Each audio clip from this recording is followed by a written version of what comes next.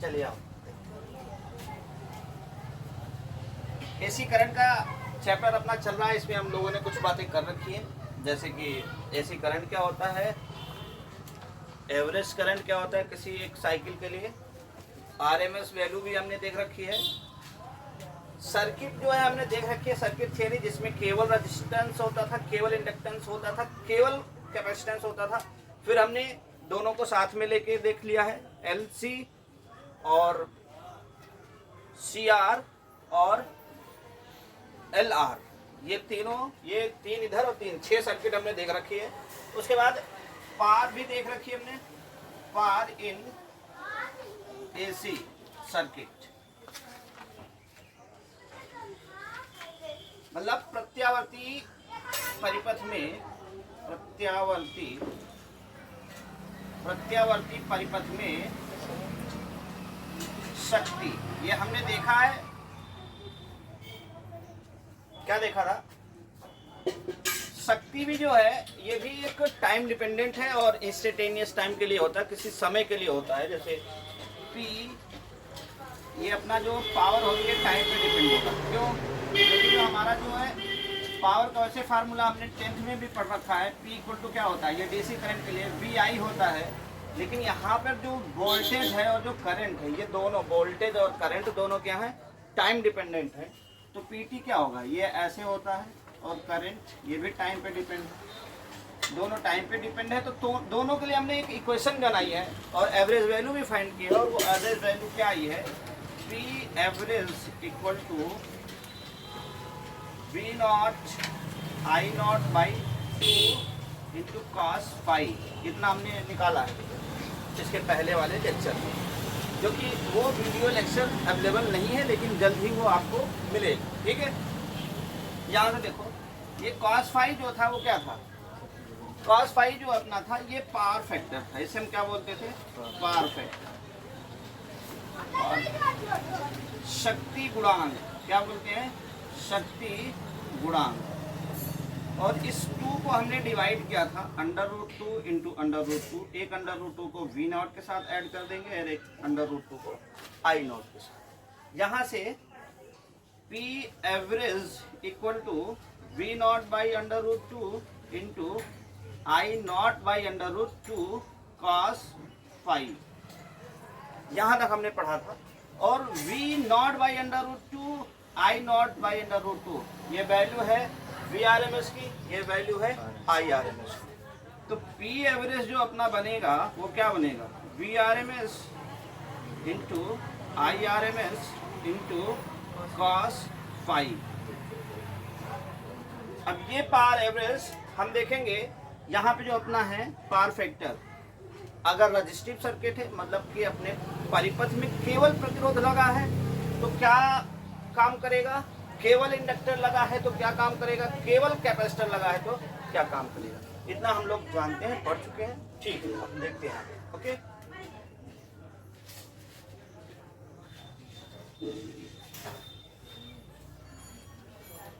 पहला case first, चाहे तो आप केस फर्स्ट डाल के लिख लो, चाहे तो when circuit is pure resistive,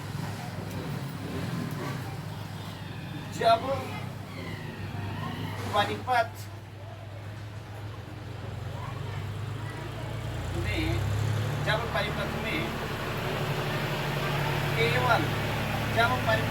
केवल प्रतिरोध लगा हो, क्या लगा हो, प्रतिरोध लगा हो, जब परिपथ में केवल प्रतिरोध लगा हो तो उस टाइम पे P average equal to VRMS into IRMS into cos phi. इस केस में देखो क्या है, यहाँ पे जो कॉस फाई होता है ये होता है पावर फैक्टर, लेकिन यहाँ पे जो फाई होता है, फाई क्या होता है, ये फाई होता है फेज डिफरेंस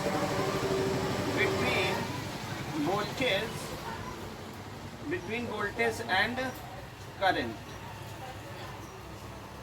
फाई क्या होता है, फेज डिफरेंस होता है between voltage and current. 1 minute के लिए रोकना भैया, रोकना है यार। चलो। ये जो फाई है, जो पूरा टर्म है कॉस फाई, पूरा टर्म कॉस फाई होता है पावर फैक्टर या शक्ति गुणांक। इस पूरे को हम क्या बोलेंगे भाई? शक्ति गुणांक। क्या बोलेंगे? शक्ति गुणांक। लेकिन अगर हम केवल फाई की बात करें तो फाई क्या है? Phase difference between voltage and current. Voltage व धारा के बीच का ये कलांतर है। क्या है भाई? कलांतर। धारा और वोल्टेज के बीच का कलांतर है।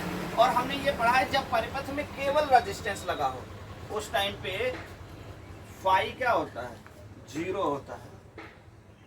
जब परिपथ में केवल प्रतिरोध लगा हो तो वोल्टेज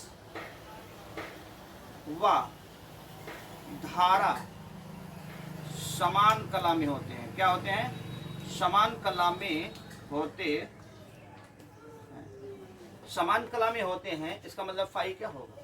0। या फिर हम ऐसे लिख सकते हैं voltage and current, voltage and current are in same phase. क्या होगा? Same phase. ये होगा जब सेम फेज में होंगे तो cos 0 क्या होगा? 1। यहाँ से जो P एवरेज होगा वो होगा VRMS इंटू IRMS। इसका मतलब जो पावर का क्षय होगा, शक्ति का क्षय होगा, शक्ति क्षय या पावर जो डिसिपेट होगी, डिसिपेट, ये क्या होगा भैया? मैक्सिमम होगा। मतलब अगर मेरी सर्किट केवल प्रतिरोध वाली है जिसमें केवल रेजिस्टेंस लगा है, उस टाइम पे अगर एसी करंट उसके अंदर फ्लो हो रही है तो पोटेंशियल और करंट के बीच कोई भी फेज डिफरेंस नहीं होगा और पावर का जो डिसिपेशन होगा वो मैक्सिमम होगा, शक्ति क्षय अधिकतम होगा। इतनी बात ओके है? समझ में आएंगे? ठीक है। अब सबके लिए हम इतना एक्सप्लेन नहीं करते हैं, डायरेक्ट छोटे छोटे में देख लेते हैं। ठीक, ध्यान से देखना भैया, ऐसे नोट कर लो फिर आप। नोट देखिए। चलो आओ। हाँ,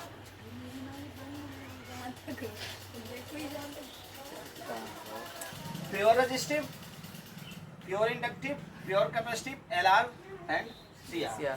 प्योर रेजिस्टिव का मतलब केवल सर्किट में अपनी क्या है?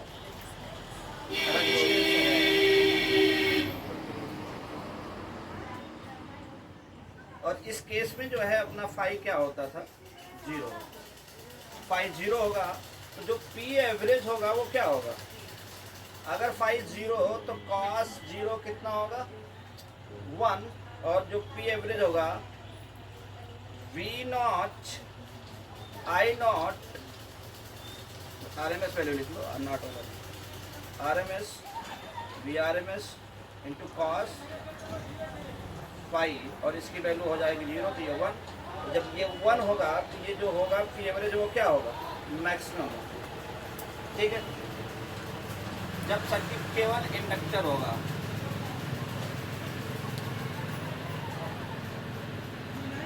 याद है बउआ हमने क्या पढ़ाया था? अगर V equal to V0 sine omega t, जब वोल्टेज और करंट होंगे किसमें? इंडक्टर में, तो इसमें जो I होगा वो क्या होगा? I0 sign omega t minus pi by. ये मैंने बताया था, याद करने का तरीका भी बताया था, अभी फिर से बता दें। जब यहाँ पर कैपेसिटिव सर्किट हो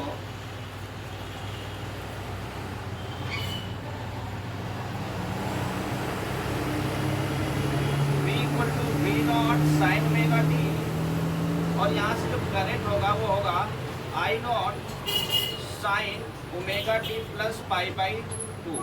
हमने याद करने का तरीका बताया था, अगर अपनी सर्किट प्योर इंडक्टिव है या प्योर कैपेसिटिव है तो कैपेसिटी बोले तो C से होता है, इंडक्टर बोले तो L से होता है। L बोले तो लॉ, C बोले तो कंजूस, हमने याद कराया था। तो जो कंजूस आदमी होता है वो बचा के रखता है, पैसे बचा के रखेगा, मतलब वहाँ पे क्या होगा, प्लस पाई/2 होगा। L लॉ बोले तो लॉ में इंसान भिखारी हो जाता है, नायक नायिका को या नायिका नायक को भिखारी कर देती है। तो यहाँ पर जो फेज डिफरेंस आएगा वो पाई/2 का आएगा। पाई/2 का फेज डिफरेंस यहाँ भी आएगा, लेकिन यहाँ माइनस में याद रखना है और यहाँ पर प्लस। कंजूस है तो प्लस, लॉ है तो माइनस, ठीक है। यहाँ से जो फेज डिफरेंस आएगा बोले तो फाई की वैल्यू आएगी पाई/2 और यहाँ पर भी फाई की वैल्यू आएगी पाई/2। जब ये पाई/2 है, ये पाई/2 है, तो पी एवरेज क्या होगा, VRMS into IRMS into cos pi, और ये होता है 0, तो ये पूरा क्या हो जाएगा, एवरेज पार 0, और यहाँ पर भी P average equal to VRMS into IRMS cos pi. ये फिर से 0 हो, पूरा टर्म 0।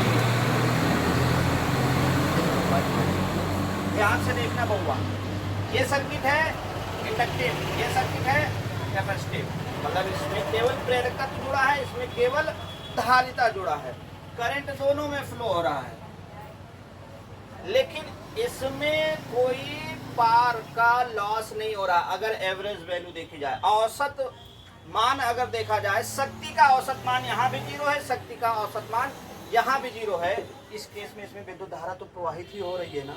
तो जो ऐसी स्थिति में विद्युत धारा प्रवाहित होती है उसे हम बोलते हैं वाटहीन धारा, wattless current. When circuit contain, when circuit, लिख दो क्या, लिख दो भाई, when circuit is contain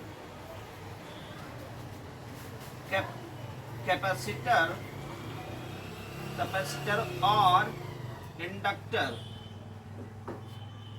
when circuit is contain capacitor or inductor,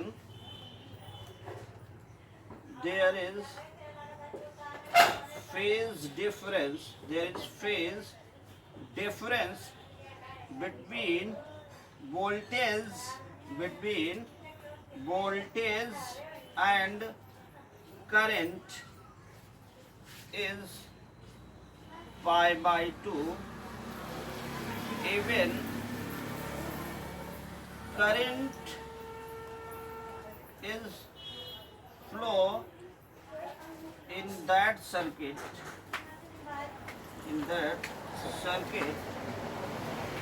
but there is no path dissipation.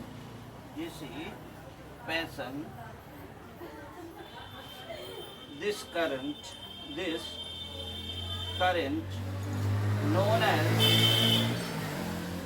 as wattless